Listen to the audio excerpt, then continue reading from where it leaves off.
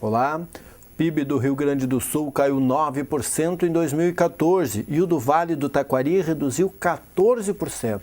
Este e outros assuntos você confere a partir de agora no Redação Informativo.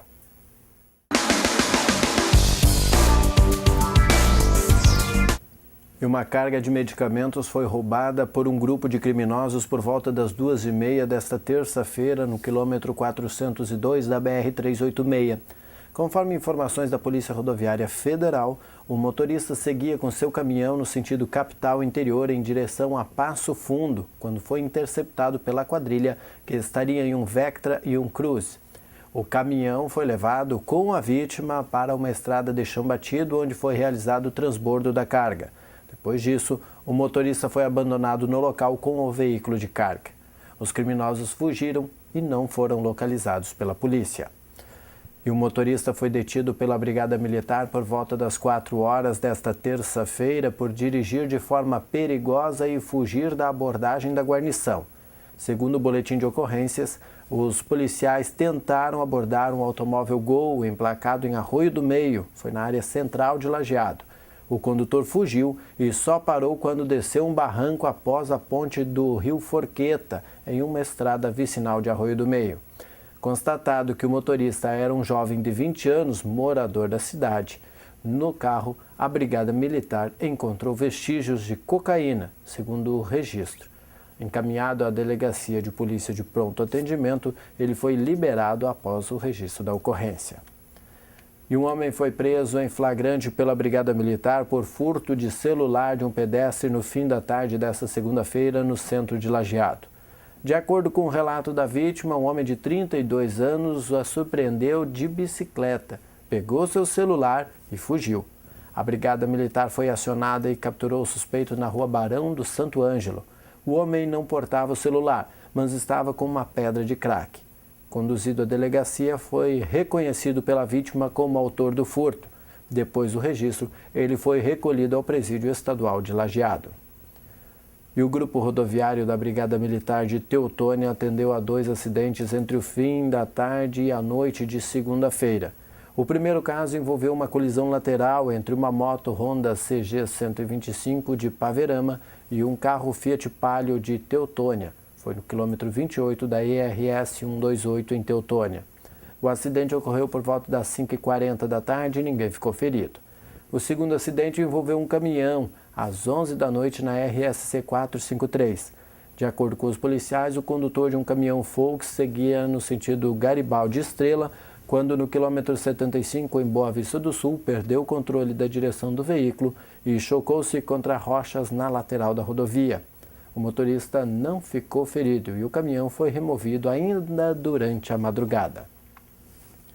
E um homem de 32 anos foi preso em flagrante por tentativa de estelionato por volta da 1h30 da tarde desta segunda-feira, na Rua E do bairro Santo Antônio.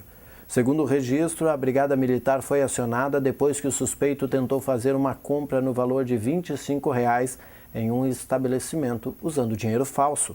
Ele teria entregue uma nota de R$ 100 falsa para o proprietário. O preso já teria efetuado compras com dinheiro falso em outras ocasiões no mesmo local. Foram apreendidas 2 notas de R$ 100 e uma de R$ 10 falsas. Após o registro, ele foi recolhido ao Presídio Estadual de Lajeado. Acompanhe agora o comentário do advogado Giovanni Lucian. Hoje eu resolvi falar sobre a saúde no Brasil.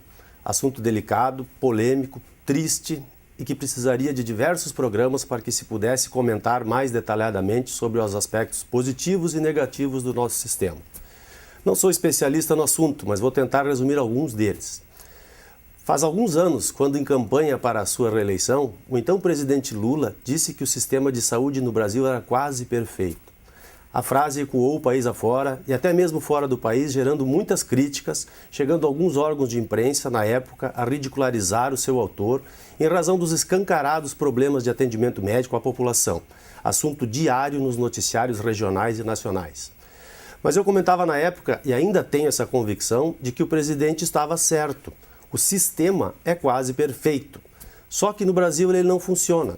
Não funciona por falta de dinheiro investido na área, por falta de controle do pouco dinheiro investido na área, por falta de organização e jogo de empurra entre os entes responsáveis, ou seja, a União, estados e municípios.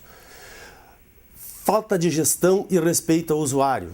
Aliás, há estudos que indicam que cerca de 30% da verba da saúde é desviada pela corrupção nas suas inúmeras formas. E tem outros problemas que foram, digamos, criados pela Constituição de 88, que, ao meu ver, no entusiasmo cidadão, criou muito mais direitos do que as finanças do país podem suportar. Diz o artigo 196 da Constituição Cidadã: a saúde é direito de todos e dever do Estado.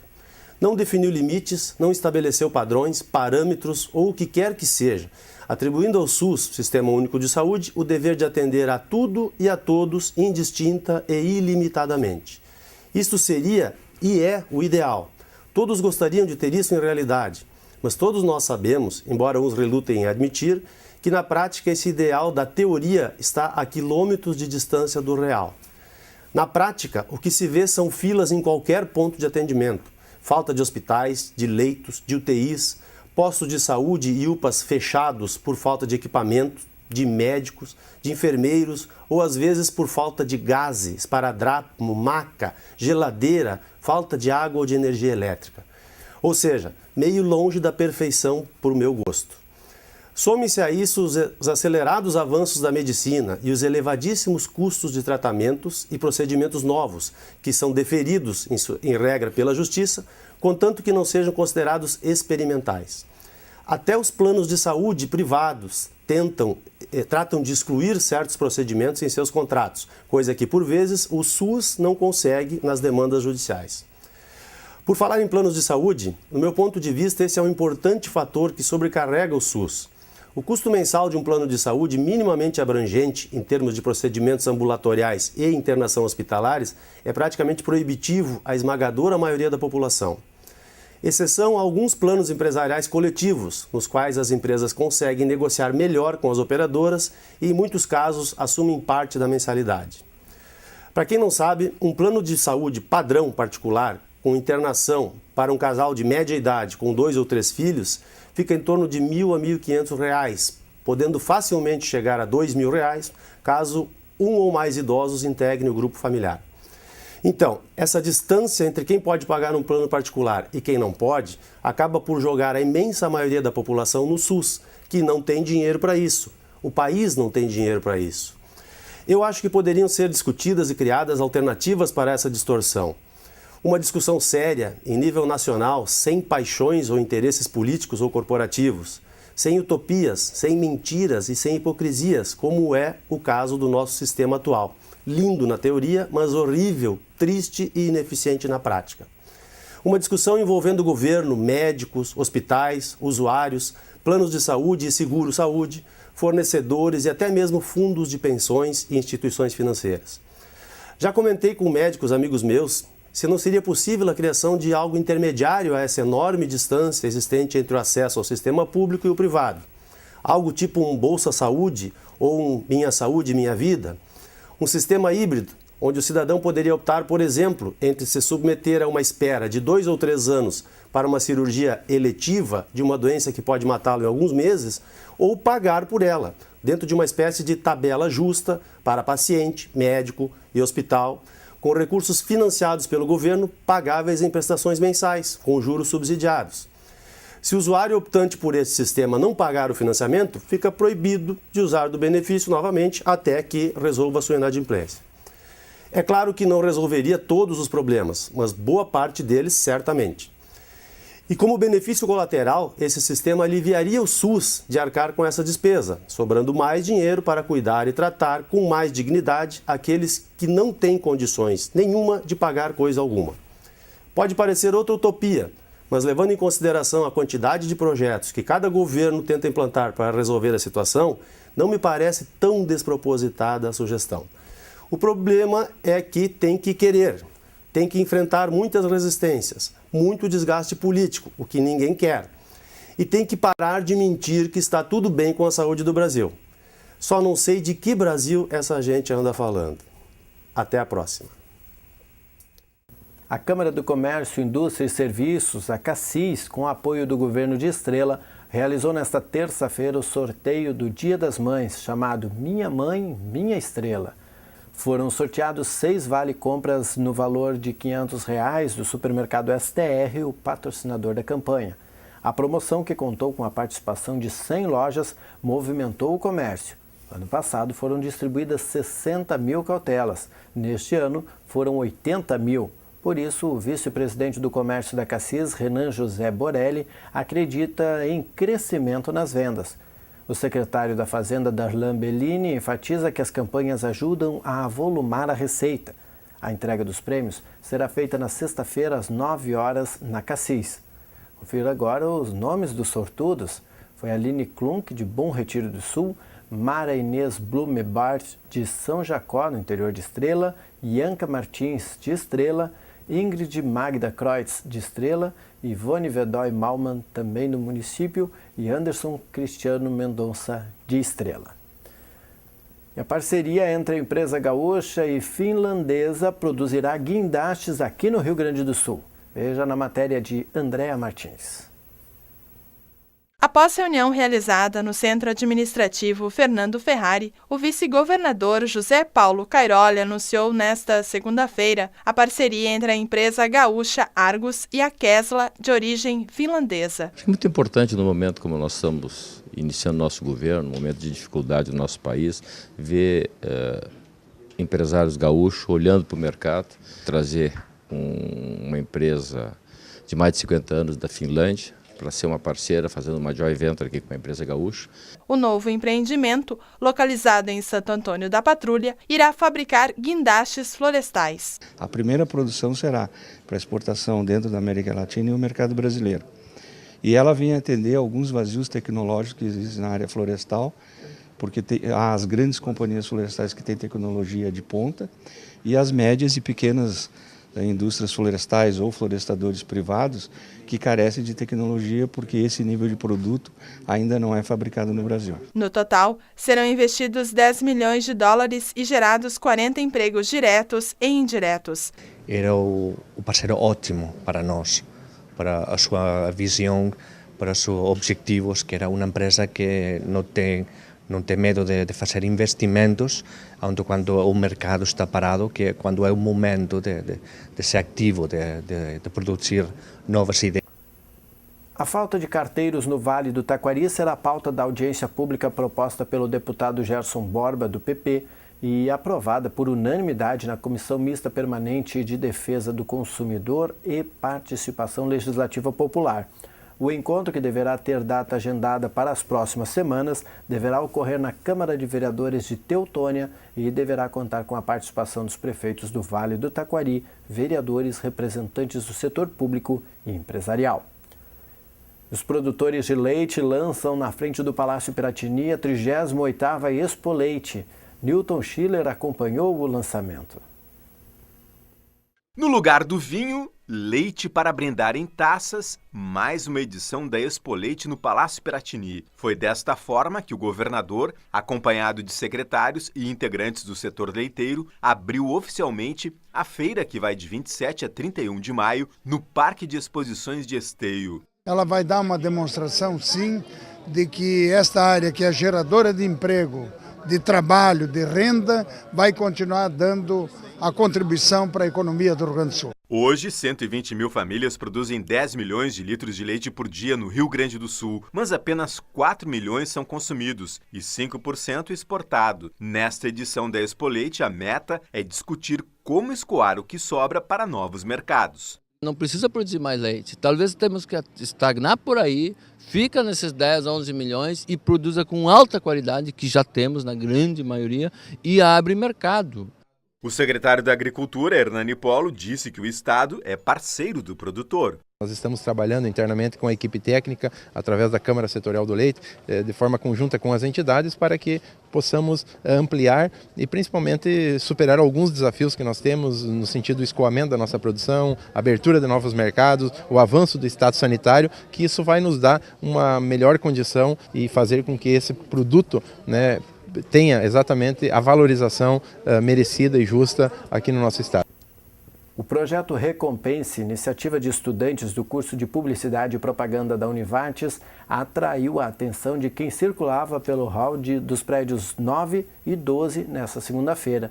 A ação tem o objetivo de refletir sobre os hábitos de consumo e sobre a prática de uso compartilhado de livros e demais objetos.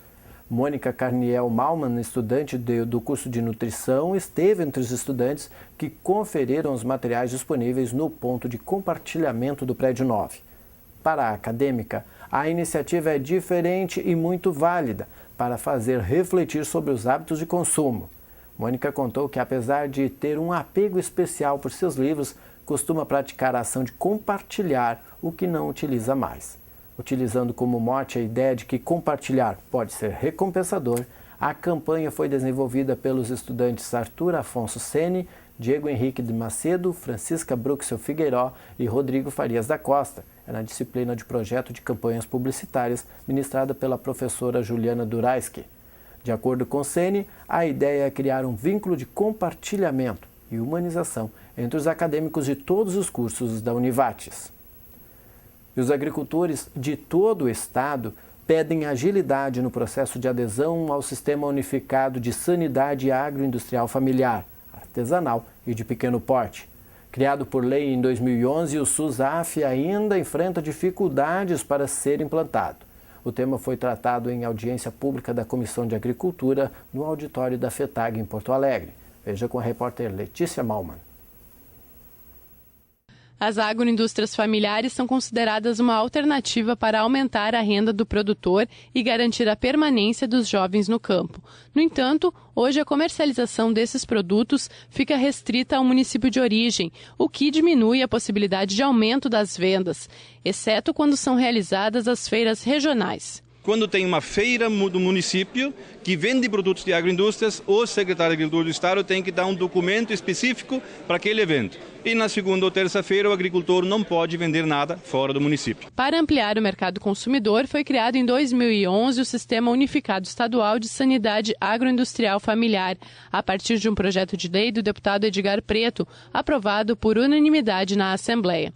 O SUSAF utiliza o sistema de inspeção municipal e é coordenado pela Secretaria Estadual de Agricultura. O que nós queremos com o SUSAF sempre foi nós simplificarmos que a agroindústria que tem a inspeção municipal, que já comercializa no seu entorno, a população compra, consome, faz bem. Nós queremos que aquela inspeção já vale para o estado todo. No entanto, os produtores reclamam da burocracia que envolve a adesão ao sistema. Segundo eles, são muitas as exigências a serem cumpridas e falta clareza sobre as adequações que devem ser feitas. Os agricultores também reivindicam um canal direto com a Secretaria de Agricultura para tirar as dúvidas.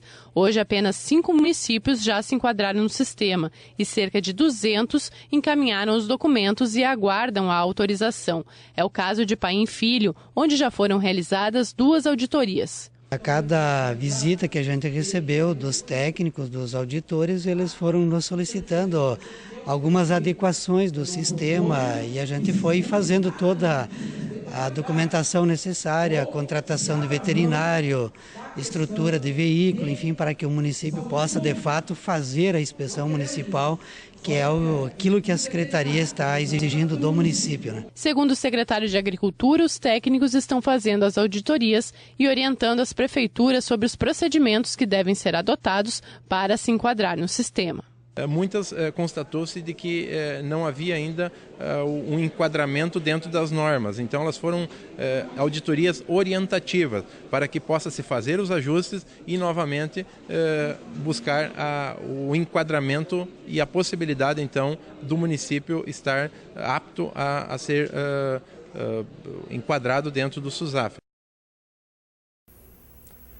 Foi dada a largada para as Olimpíadas Estudantis 2015. A abertura oficial ocorreu no dia 6 de maio na Escola Municipal de Ensino Fundamental Princesa Isabel, em Estrela, reunindo cerca de 300 alunos na disputa da etapa de atletismo. Além do ato solene e a apresentação das escolas envolvidas, uma aluna acendeu a chama olímpica, simbolizando a participação de todos os atletas na competição, que segue durante o ano em outras etapas. Salto em distância, corrida de 75 metros e arremesso de peso foram as modalidades disputadas pelas categorias pré-mirim, mirim e infantil. Os atletas vencedores receberam medalhas de premiação até o 4º lugar. A próxima etapa, que é handball, ocorre nos dias 11 e 12 de junho no ginásio municipal do Aimoré. Com o slogan "Um passo adiante", as Olimpíadas Estudantis são realizadas anualmente, envolvendo alunos da rede municipal, estadual e particular de ensino. O principal objetivo é integrar os estudantes de ensino fundamental em atividades esportivas, incentivando o trabalho em equipe, espírito competitivo, hábitos saudáveis e disciplina. A competição é uma promoção da Administração Municipal de Arroio do Meio, através da Secretaria de Cultura e Educação e do Departamento de Esportes, e conta com o apoio dos professores de Educação Física e diretores das escolas participantes. Veja mais esportes daqui a pouco no Papo de Boleiro, hoje com Helena Bazégio e Diogo Botti. E as operadoras terão que informar os dados detalhados dos contratos de plano de saúde. Rafael Gasparotto traz as informações. Como muitos brasileiros, o motorista de ônibus Luciano Rodrigues possui plano de saúde. Luciano assinou o contrato, mas não conhece os serviços a que tem direito. Deram um livro, umas 200 folhas, mas ninguém lê isso e nem entende o que está escrito, né? A economista Hélida Gonçalves tem uma queixa parecida e gostaria que os serviços oferecidos pelas operadoras fossem explicados de forma mais clara. Com mais facilidade, né? Porque às vezes a gente precisa ficar catando as coisas num contrato ou depois que assina acaba descobrindo que não é exatamente aquilo que você precisa. Para facilitar a vida dos consumidores como o Luciano e a Hélida, a Agência Nacional de Saúde Suplementar, a ANS, vai obrigar as operadoras a informarem o tipo de plano contratado. Atualmente, são comercializados 4 modelos de adesão: o plano individual, familiar, coletivo empresarial e coletivo por adesão. Com as novas medidas, as operadoras têm a obrigação de informar de forma clara e com linguagem padronizada as principais características dos planos oferecidos, explicando as principais diferenças em relação à carência, rescisão e cobertura de cada um. Os planos de saúde que descumprirem a lei podem pagar uma multa que varia de 400 a 8 milhões de reais, dependendo da infração e do tamanho da empresa. Hoje, o usuário, que no nosso caso nós entendemos como sendo o consumidor desse serviço, ele passa a ter maior conhecimento na assinatura dos planos, né, dos contratos, para que possa, na eventualidade do descumprimento de alguma das cláusulas, exigir o seu direito e recorrer ao Instituto de Defesa do Consumidor para que faça valer a nossa representação junto aos planos de saúde. Quem circula pelos ambientes internos do Hospital Bruno Born de Lajeado já pode perceber mudanças no visual. É que a Casa de Saúde está reformulando a sua identidade visual, instalando novas placas de identificação dos setores. É uma nova identidade visual interna que tem como objetivo facilitar a identificação e localização para os pacientes, visitantes e acompanhantes, enquanto nas dependências do hospital. Antes, a maioria das placas estava suspensa, instaladas nas portas ou na parte superior dos corredores. Agora, elas estão sendo colocadas nas paredes, na altura dos olhos, para uma melhor e fácil visualização. Com a nova central de visitas, onde agora é feita a entrada registrada de todos os acompanhantes e visitantes para os setores de internação do HBB, e também em virtude do crescimento da instituição e seus múltiplos acessos, viu-se necessário desenvolver uma orientação mais clara à população e assim facilitar a sua chegada ao local desejado. As unidades de internação agora estão identificadas através de cores. Cada unidade foi pintada de uma cor diferente na parte inferior das paredes, não na sua totalidade, assim como os postos de enfermagem receberam a cor correspondente à sua unidade. Governo e base aliada debatem medida provisória que ajusta benefícios previdenciários. Veja na matéria da NBR. Em todos os momentos da discussão, deixamos muito claro que essas medidas têm o objetivo de equilibrar a Previdência para o futuro. Então, nós estamos fazendo o cálculo de médio e longo prazo. Da forma como está, da forma como saiu o relatório, ela conseguirá cumprir a função de dar equilíbrio para a Previdência para o futuro. Em 10 anos nós vamos economizar cerca de 100 bilhões de reais. Então é um valor, 100 bilhões de reais em 10 anos. Então, não, ele é cumulativo, ele vai se acumulando ao longo do tempo, porque no começo, nos primeiros meses, nos primeiros anos, ele tem um impacto reduzido, depois ele se acumula, por isso que dá um valor grande ao longo dos 10 primeiros anos. A Associação Comercial e Industrial de Lajeado e a Câmara da Indústria, Comércio e Serviços do Vale do Taquari promovem reunião almoço com os secretários de Minas e Energia, Lucas Redecker, e do Meio Ambiente, Ana Pellini. O encontro está marcado para o dia 25 de maio, na sede da ACIL em Lajeado, ao meio-dia. Os dois secretários abordarão as iniciativas de suas áreas para agilizar o processo de liberação das licenças de projetos ambientais, principalmente no segmento de produção de energia. Um grupo de empresários, comerciantes e políticos da região ligados à SIC reuniu-se nesta segunda-feira na ACIL, há 2 semanas do evento, para preparar o encontro e discutir as metas de ações. O que preocupa as lideranças é que a queda do PIB do Vale do Taquari. De acordo com o levantamento, o Produto Interno Bruto, o PIB, da região caiu de 4% para 3,4% em 10 anos. Em 2014, o déficit do Vale do Taquari foi maior que o percentual do estado, fechou em 14%. Já o Rio Grande do Sul fechou em 9% de queda. É preciso mais investimentos para fortalecer a economia local, disse o presidente da SIC, Ito Lânios. Ele acredita que através da geração de energia vai ser possível retomar o crescimento do PIB regional. E a redução do sal na dieta pode salvar vidas e diminuir internações por doenças cardíacas. O ministro da Saúde, Arthur Chioro, fala sobre o resultado que tem sido obtido pelo Plano Nacional de Redução do Sódio.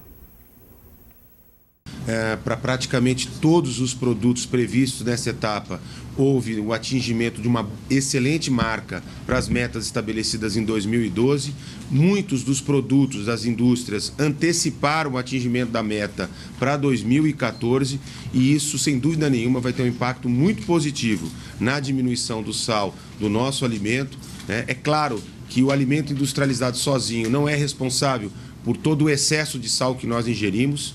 Nós vamos precisar também cuidar muito na maneira com que preparamos o alimento em casa, nos restaurantes, na oferta que é feita para a população e principalmente deixar de adicionar o sal, né? É um hábito do brasileiro. O Vigitel mostra que o brasileiro, infelizmente, acha que consome pouco sal. E nós consumimos muito sal. Nós consumimos, em média, 12 gramas por dia e quando o máximo que deveríamos ingerir é por volta de 5. Ministro, tem que tirar então o saleiro da mesa? É um hábito difícil? Quais são as regrinhas que o senhor pode falar? Regras básicas. Primeiro, desconfiar sempre quando a gente acha que usa pouco sal.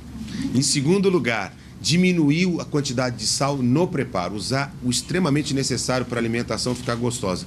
E tirar o saleiro da mesa, seja de casa, seja do restaurante. Isso é fundamental porque é um hábito nosso fazer a adição desnecessária do sal.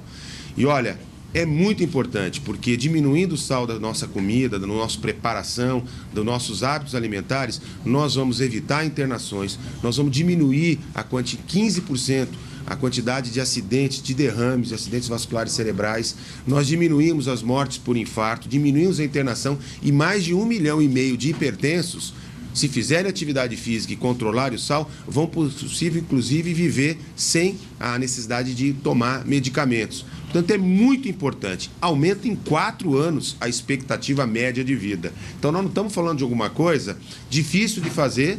Claro que precisa acostumar o hábito alimentar com menos sal, mas que faz muito bem para a saúde. Ministro, foi uma parceria com a indústria respondeu de forma positiva. Isso, a Associação Brasileira da Indústria de Alimentos, a ABIA, fez um pacto com o Ministério da Saúde. Ela tem uma quantidade importante, expressiva de participação no mercado de produtos industrializados, 70%, e as empresas que fazem parte estabeleceram um pacto para fazer a redução progressiva do sal a partir das metas que o Brasil tem. Então, associando essas medidas em relação aos alimentos industrializados, que inclusive continuarão sendo fiscalizados pela Vigilância Sanitária, pela Anvisa, para que de fato entreguem à população os alimentos com teor de sal que está sendo colocado na rotulagem. Mas também é decisivo que a gente avance para uma alimentação mais saudável, no preparo doméstico, no preparo da alimentação que é feita nos restaurantes, nas lanchonetes, e lembrando sempre que é fundamental não adicionar o sal. Vamos eliminar o saleiro da mesa do brasileiro. Ministro, e as indústrias que não conseguiram alcançar as metas aí estabelecidas? As indústrias que não conseguiram atingir a meta, que é uma pequena parte daquelas que se propuseram a participar do pacto, serão notificadas pelo Ministério da Saúde para que façam a correção.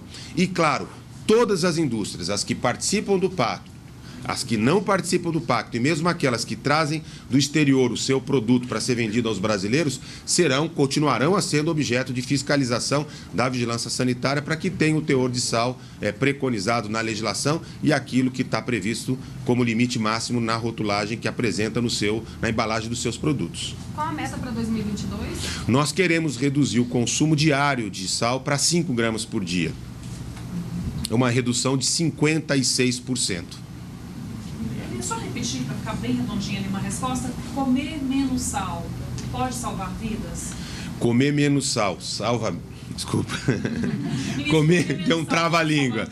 Pode salvar vidas, diminui as internações por pressão, hipertensão arterial, diminui o número de infartos, diminui o número de derrames, portanto é decisivo para uma vida mais saudável para a população brasileira controlar o sal na nossa alimentação. E o Ministério da Saúde, inclusive, tem estatísticas dessas perspectivas, dessas possibilidades de redução de mortes devido ao consumo do sal. Nós temos não apenas perspectiva de quantas pessoas deixarão de morrer, mas quanto tempo a mais de vida tem, quanto que reduz o percentual de mortes por derrame, por infarto, quantas pessoas podem ficar livres da medicação contra a pressão arterial, se tiver, contra a hipertensão, se tiverem de fato uma dieta mais saudável, com menor quantidade de sal. Portanto, vale muito a pena fazer a diminuição do sal na dieta do brasileiro. Na hora de comprar, qual é isso? A orientação é sempre dar preferência para os alimentos saudáveis, para os alimentos in natura, para os alimentos minimamente processáveis e evitar os alimentos industrializados. Mas sempre ter uma dieta equilibrada, saudável e que reduza tanto o sal como o açúcar, como as gorduras, os óleos, na preparação dos alimentos. Cada vez mais, para viver bem com qualidade de vida, livre de doenças, livre de sequelas, de enfermidades, nós vamos precisar colocar na agenda dos brasileiros a alimentação saudável. E, portanto, bons hábitos, escolha bem dos seus alimentos, preparar esses alimentos de maneira equilibrada, diminuindo o teor de sal, é decisivo para que a gente possa ter uma vida mais saudável. A questão do rótulo, ministro, a questão do rótulo, qual é a importância de se olhar essas informações aí do rótulo?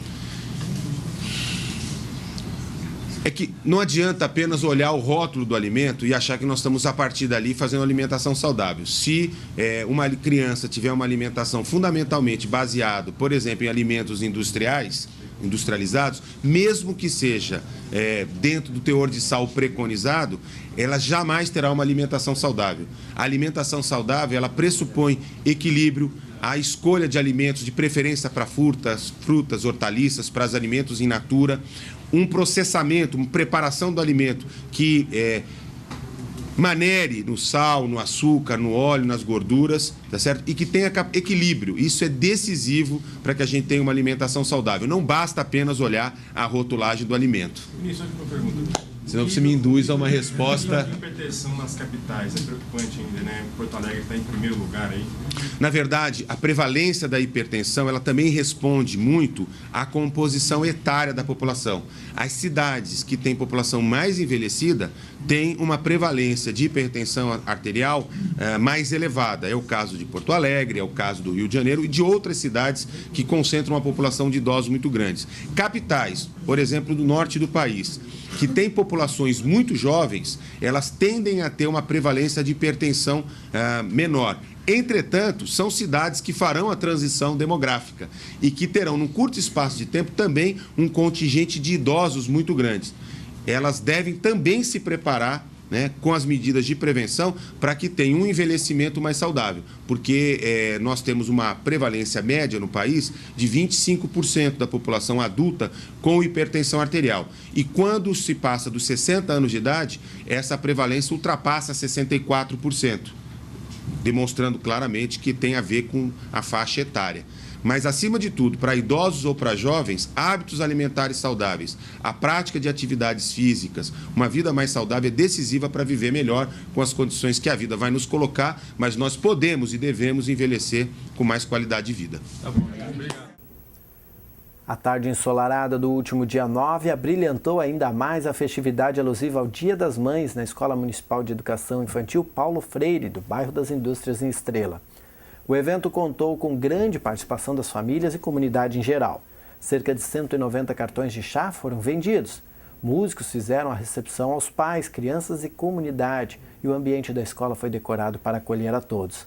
Durante o chá houve sorteio de brindes, apresentação de crianças, entrega de cartões confeccionados pelos alunos e, como culminância, ocorreu o plantio de flores, chás e verduras pelas mães e seus filhos. A Escola Paulo Freire vem desenvolvendo um projeto voltado ao meio ambiente, denominado Um por Todos e Todos pelo Futuro do Nosso Planeta. E saiba como será a quarta-feira com o jornalista Rodrigo Nascimento e a previsão do tempo.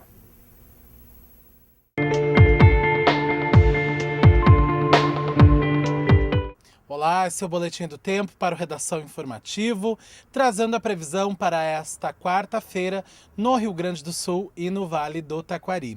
E para esta quarta-feira o sol deve predominar em todas as regiões. Apenas na faixa leste, onde fica o litoral gaúcho, deve chover um pouquinho ainda nesta quarta-feira. Mas como já não é mais época de praia, eu acredito que a maioria está na cidade e nas cidades gaúchas, no interior gaúcho, a tendência é de sol entre nuvens, sem chuva, com um pouquinho mais de sol do que nesta terça-feira. As temperaturas também praticamente não sobem, ao amanhecer um pouco mais frio e à tarde rondam ali a casa dos 20 graus. Vamos ver então como fica aqui a nossa região, Vale do Taquari. Lajeado amanhece com sol e predomínio de sol durante todo o dia. A mínima prevista para quarta-feira é 13 graus e a máxima alcança os 23 graus nessa quarta-feira em Lajeado. Na cidade de Arvorezinha, na parte alta do Vale do Taquari, o dia amanhece um pouco mais frio, mínima de 10 graus e máxima de 21 graus. Também faz sol por lá durante todo o dia. Este foi então o Boletim do Tempo, nós vamos ficando por aqui. Voltamos na próxima edição do programa. Até lá!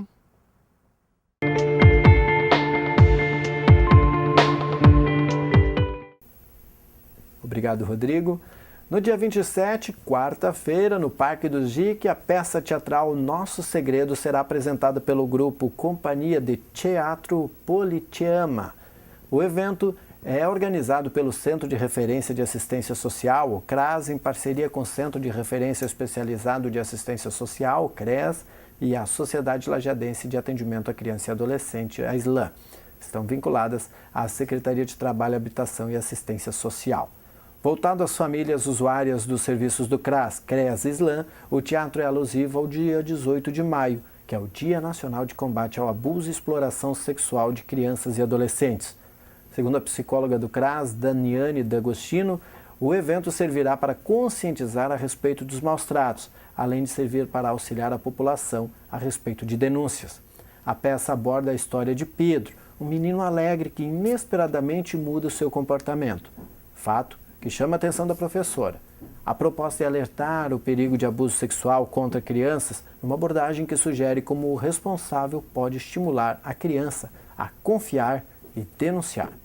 O evento acontecerá em 2 horários, na parte da manhã às 9 horas e na parte da tarde às 2 horas.